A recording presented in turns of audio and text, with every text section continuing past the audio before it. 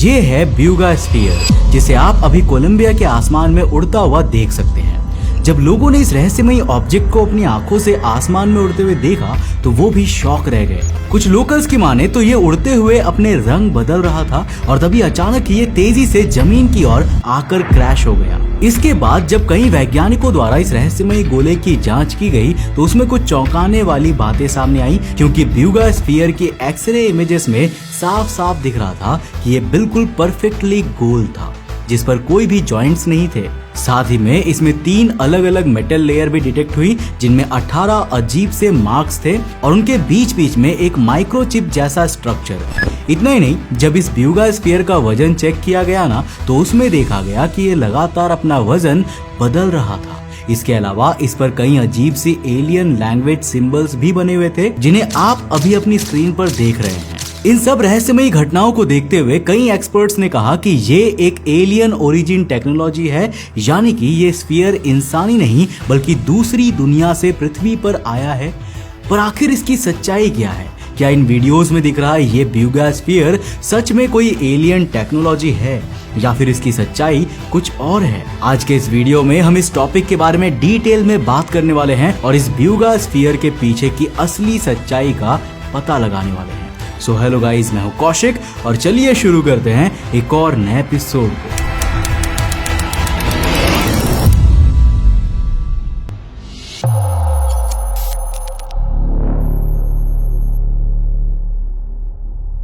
Imagine करो एक ऐसा स्पेसक्राफ्ट जो ब्रह्मांड में कहीं भी जा सकता हो और सबसे इंपॉर्टेंट बात, वो अपने आप की कॉपीज भी बना सकता हो, वो भी बिना किसी बेस स्टेशन या कंट्रोल सेंटर के। बस एक मशीन जो दूसरी मशीन्स को बनाए। अब सुनने में ये साइंस फिक्शन लगता है ना, लेकिन ये कॉन्सेप्ट एक रियल थियरी पर बेस्ड है, जिसे कहा जाता है सेल्फ रेप्लिकेटिंग स्पेसक्राफ्ट या फिर वॉन न्यूमैन प्रोब्स। ये कॉन्सेप्ट दिया था वैज्ञानिक जॉन वॉन न्यूमैन ने। ये थियरी कहती है कि अगर कोई इंटेलिजेंट सिविलाइजेशन को किसी दूर के एलियन सिविलाइजेशन को ब्रह्मांड में ढूंढना हो तो उनके लिए वो एक ऐसा आइडियल स्पेसक्राफ्ट बनाएंगे जो अलग अलग स्टार सिस्टम में जाकर ना सिर्फ एलियन जीवों पर सीक्रेटली नजर रखे, बल्कि उनके स्टार सिस्टम में मौजूद मून्स, एस्ट्रॉइड्स या प्लैनेट से रॉ मटेरियल्स लेकर खुद की एग्जैक्ट कॉपीज भी बनाए। फिर वो कॉपी अलग अलग डायरेक्शन में निकले और वही प्रोसेस रिपीट करे। धीरे धीरे पूरे गैलेक्सी में इन प्रोब्स की एक चेन बन जाएगी और ये हिडन एलियन प्रोब्स हर समय किसी ना किसी तरह गैलेक्सी की हर सिविलाइजेशन पर नजर रख रहे होंगे, बिना उनकी नजरों में आए। पर अगर ऐसा है तो क्या कोई न्यूमन प्रोब हम पर भी नजर रख रहा है? वेल, शॉकिंगली शायद हाँ। 2 मार्च 2025 कोलंबिया के छोटे से शहर ब्यूगा में लोगों ने आसमान में एक अजीब चीज देखी। दोपहर के वक्त एक चमकीला धातु जैसा दिखने वाला गोला हवा में धीरे धीरे तैर रहा था। इसे सबसे पहले एक स्थानीय महिला मारिया ने देखा और अपने फोन में रिकॉर्ड कर लिया। वीडियो में ये साफ दिख रहा था कि वो चीज बिना आवाज और बिना किसी सहारे के आसमान में घूम रही थी। गोले का रंग लगातार बदल रहा था, कभी नीला, कभी सुनहरा तो कभी सफेद। लोग सड़क पर खड़े होकर इस घटना को हैरानी से देख रहे थे। कुछ देर हवा में रहकर वो गोला अचानक नीचे की तरफ बढ़ा और पास की हाई वोल्टेज पावर लाइन से टकरा गया। टक्कर के साथ ही पूरे इलाके की बिजली चली गई। फिर वो ऑब्जेक्ट पास के एक छोटे से जंगल में जाकर गिर गया। वहीं पर एक लोकल आदमी डेविड वेलेज ने उस रहस्यमयी एलियन गोले को खेत से उठाया। डेविड ने बाद में बताया कि यह ऑब्जेक्ट एकदम स्फेरिकल था, लगभग एक बड़े फुटबॉल के साइज का, और जब उन्होंने उसको छुआ तो उसकी सरफेस बार जैसी ठंडी थी जैसे कि वो कई घंटों से किसी फ्रीजर में रखा हुआ हो। साथ ही साथ उसके सरफेस पर कोई भी विजिबल जोड़े का निशान नहीं था, जो आमतौर पर इंसानी मेटालिक स्फीयर्स पर होता ही है। इन शॉर्ट कहा जाए तो खुद डेविड इस ब्यूगा स्फीयर को एक्स्ट्रा टेरेस्ट्रियल ओरिजिन का बता रहे थे।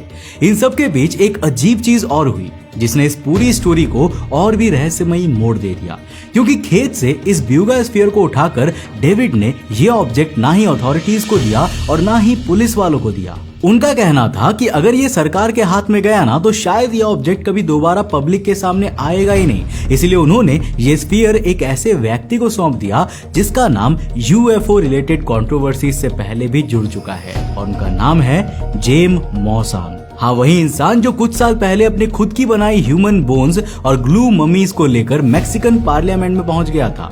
ये बताते हुए कि ये रियल एलियन रिमेन्स हैं, जो बाद में झूठा साबित हुआ। इसीलिए जब इस इंसान का नाम मेरे इस टॉपिक की रिसर्च के दौरान आया ना, तो मैं समझ गया कि ये स्टोरी इतनी भी सीधी नहीं होने वाली। अब दोस्तों, रिपोर्ट्स के मुताबिक ब्यूगा स्फीयर के मौसान के पास आते ही उसने तुरंत स्फीयर की इन्वेस्टिगेशन शुरू करवाई। एक well known radiologist doctor Jose Luis Velasquez को बुलाया गया, जिन्होंने स्पेशल एक्सरे इक्विपमेंट से ब्यूगा स्फीयर के इंटरनल कंपोनेंट्स स्कैन किए, जिनमें पता चला कि इस स्फीयर की अंदरूनी बनावट बेहद ही कॉम्प्लेक्स थी।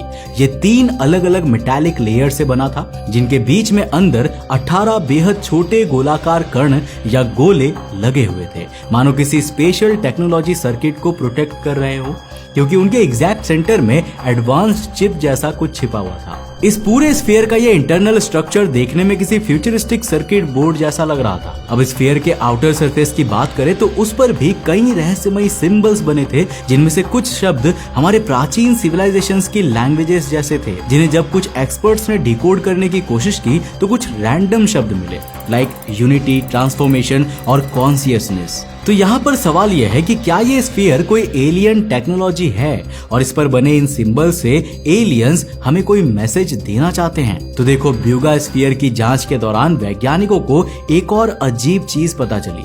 जब स्फीयर को इलेक्ट्रॉनिक वेइंग स्केल पर रखा गया ना, तो हर बार उसका वेट स्लाइटली डिफरेंट आया, और जब उसे पानी में डाला गया तो इस रहस्यमयी गोले को छूते ही पानी भाप बन गया। ये सब कुछ ऐसा था जो इंसान पहली बार देख रहा था।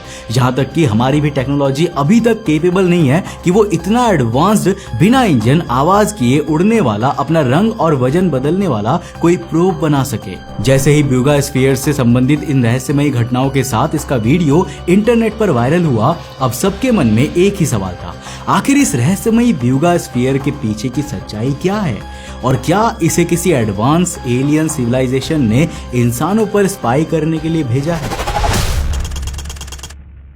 तो सबसे पहले एक जर्मन फिजिसिस्ट इस केस में एक्टिवली शामिल हुए। वो सिर्फ 3 दिन में ब्यूगा में रहे और स्फीयर की क्लोज जांच करने के बाद बिना कोई ऑफिशियल स्टेटमेंट दिए अचानक वापस लौट गए। ना कोई रिपोर्ट, ना कोई फॉलोअप और ना ही किसी रिसर्चर से संपर्क। उनका इस तरह से गायब हो जाना पूरी घटना को और भी मिस्टीरियस बना गया। लोग पूछने लगे कि क्या उन्हें कुछ ऐसा मिला जिसे छिपाया जा रहा है। वेल, ये पहली बार नहीं है जब पृथ्वी पर इस तरह के रहस्यमय स्फीयर्स को देखा गया। इसका एक और काफी फेमस स्फीयर इस लिस्ट में है, जिसका रहस्य आज भी वैज्ञानिकों की नींद उड़ा देता है।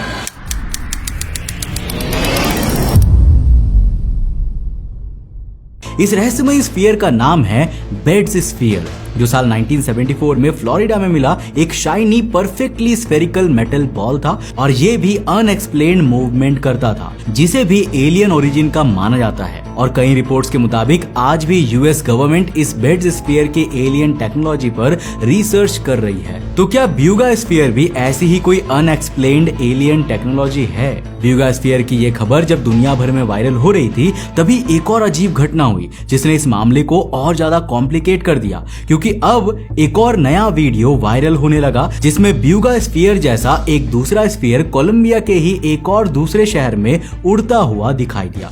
उसकी मोशन, चमक और फ्लाइट पैटर्न बिल्कुल ब्यूगा वाले ऑब्जेक्ट से मैच कर रही थी। तो क्या इसका मतलब ब्रह्मांड में कोई ऐसी एडवांस एलियन सिविलाइजेशन है जो इस तरह के एडवांस्ड स्फीयर्स भेजकर हमारे ऊपर नजर रख रही है? साल 1977 की गर्मियों की एक रात थी। अमेरिका के ओहायो स्टेट यूनिवर्सिटी का रेडियो टेलीस्कोप, जिसे लोग बिग ईयर कहते थे, आसमान के एक कोने को ध्यान से ऑब्जर्व कर रहा था। उस दौर में वैज्ञानिकों के बीच एक नया जुनून शुरू हुआ था, रेडियो सिग्नल्स के जरिए एक्स्ट्रा टेरेस्ट्रियल लाइफ की तलाश करना।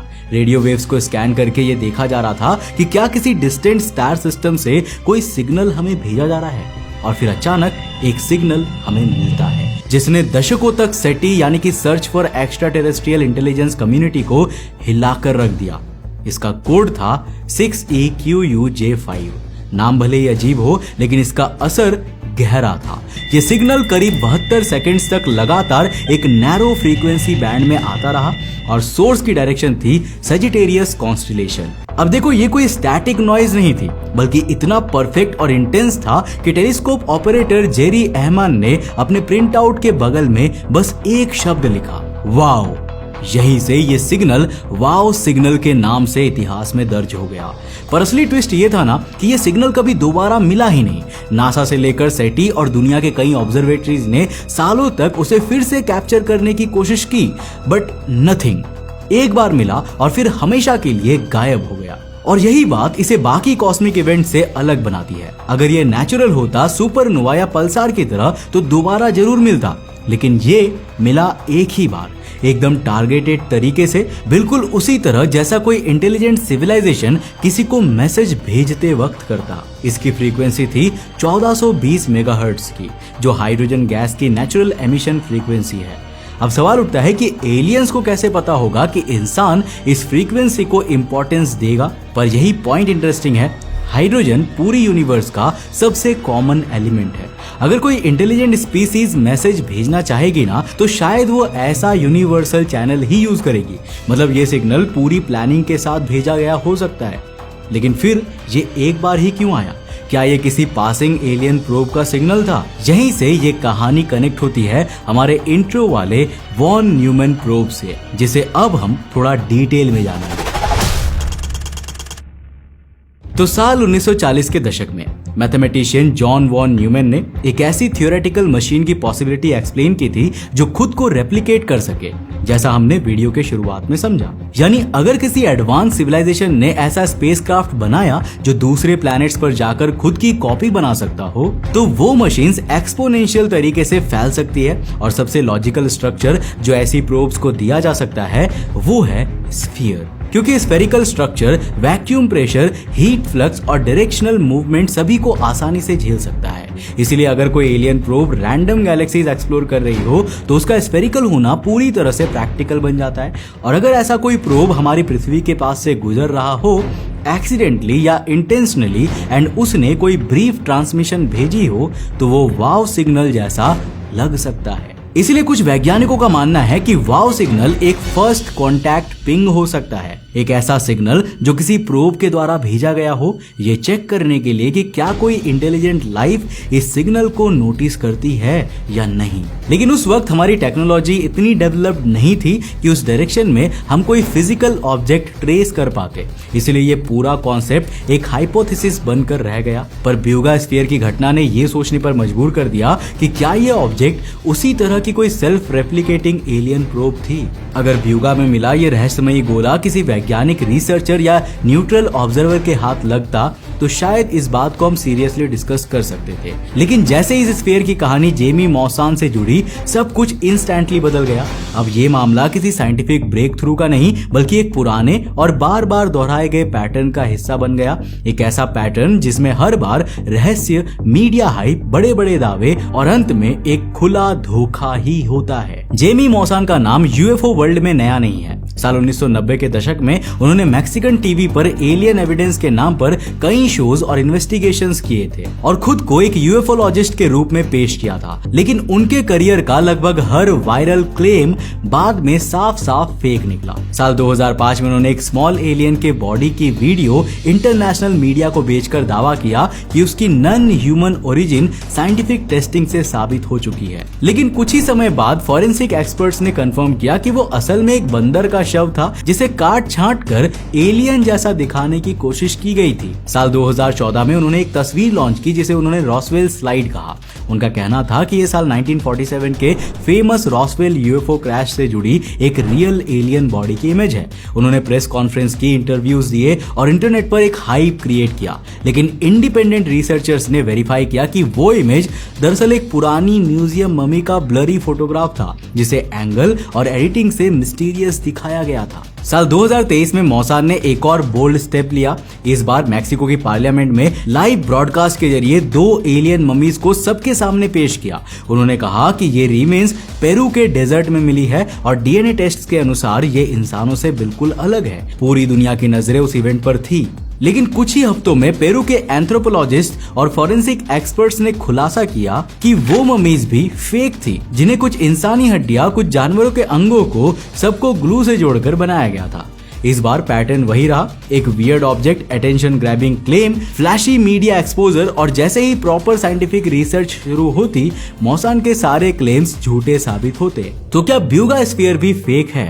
तो ब्यूगास्फीयर के साथ भी हमें मौसान का वही पूरा पैटर्न देखने को मिलता है। एक shiny spherical object, cryptic symbols, x-ray scans, mystery, technical explanation और फिर जीरो पब्लिक एक्सेस। ना कोई रॉ डेटा, ना कोई इंडिपेंडेंट वेरिफिकेशन। स्फीयर किसके पास है, उसका करंट स्टेटस क्या है, क्या कोई न्यूट्रल इंस्टीट्यूशन उसे टेस्ट कर रहा है? इन सवालों के जवाब आज भी पब्लिकली अवेलेबल नहीं है और शायद कभी होंगे भी नहीं, क्योंकि जब हमने इस टॉपिक पर और डीप रिसर्च की तो कई चीजें सामने आई जो साफ साफ इस ब्यूगास्फीयर की सच्चाई बताती है। क्योंकि जब कई एक्सपर्ट्स ने इन वायरल वीडियोस को फ्रेम बाय फ्रेम एनालिसिस किया ना, तो उन्होंने पाया कि हवा में तैरते इस स्फीयर की मोशन अननेचुरल तो थी, लेकिन एलियन नहीं। ये मूवमेंट किसी कस्टम ड्रोन सेटअप जैसी थी। उसकी स्पीड, मूवमेंट्स और सडन एक्सेलरेशंस ऐसे पैटर्न्स फॉलो कर रही थी मानो उस मेटल बॉल को किसी ऊंची हाइट पर उड़ रहे ड्रोन से काफी पतली पारदर्शी रस्सी से बांधकर उड़ाया जा रहा हो।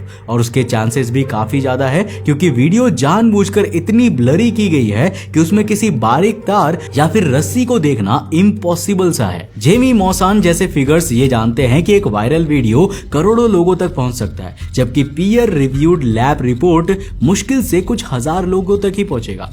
और वो इसी साइकोलॉजी को बार बार प्ले करते हैं। वो जानते हैं कि ब्लरी फुटेज, ड्रामेटिक सिंबल्स और क्रिप्टिक लैंग्वेज इंटरनेट पर लोगों के बीच एक रहस्य के नाम पर तेजी से फैलती है, और जब असली साइंटिफिक डेटा आए भी तब तक ऑडियंस ऑलरेडी अपनी राय बना चुकी होती है। अब मैं ये नहीं कह रहा कि ब्यूगास्फीयर फेक है, क्योंकि सच बताऊं तो इंटरनेट पर इसके सिर्फ वही क्लेम्स है जो मौसान ने इसे एलियन टेक्नोलॉजी बताते हुए खुद दिए हैं। जब तक इसे कोई बड़ी साइंटिफिक संस्था रियल या फेक साबित नहीं करती, तब तक ये कुछ भी हो सकता है। पर मौसान का पास्ट रिकॉर्ड ब्यूगास्फीयर के मिस्टीरियस हिस्से पर ज्यादा भारी पड़ रहा है। बस दोस्तों, अब मैं आपसे जानना चाहूंगा कि क्या ब्यूगास्फीयर सच में कोई एलियन प्रोब है या नहीं। आप अपना जवाब मुझे कमेंट सेक्शन में लिखकर जो बताना। अगर वीडियो पसंद आया तो इसे लाइक करें, साथ साथ में दोस्तों के साथ जरूर शेयर करना।